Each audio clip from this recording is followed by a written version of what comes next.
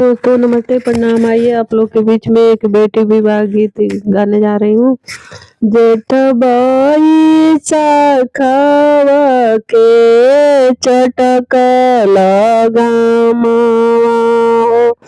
बाबा के मुहावा झुराई, बाबा के मुहावा झुराई। जेठ बाई शाखावा के चटक लगामावा हो बाबा के मुहावा झुराई, बाबा के मुहावा झुराई।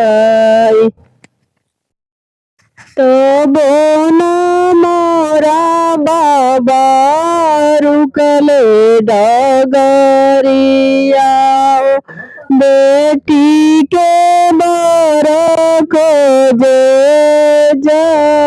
जसूजी।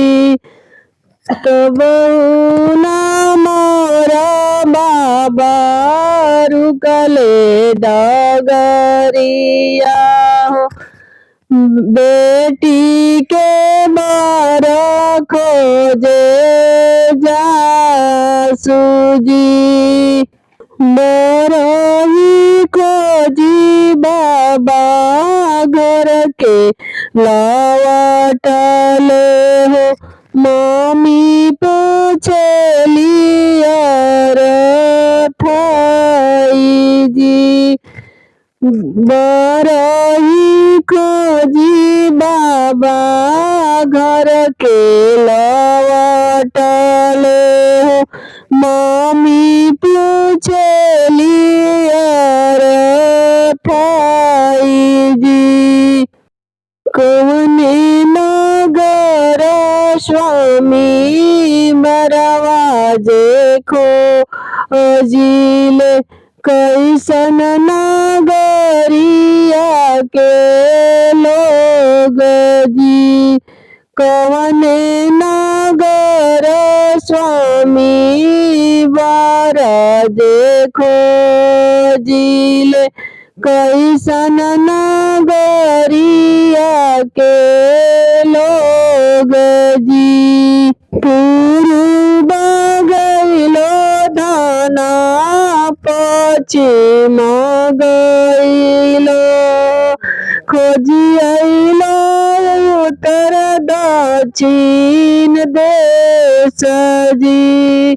पूर्व गइलो धना पश्चिम गइलो, खोजी अइलो उत्तर दक्षिण देश जी। रे नगरिया के सांवर लोग मांगे लेन दहेज जी। रे नगरिया के सांवर लोग सबई जे मांगत है दहेज जी। सब जे मांगे ले दहेज जी। इतना बचना जब सुने रानिया, उनहु के जिया घबराई जी। इतना बचना जब सुने रानिया, उनहु के जिया घबराई जी।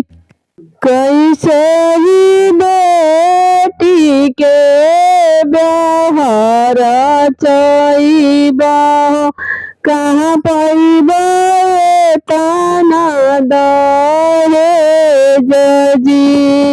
कहाँ पैबा तना दहेज जी।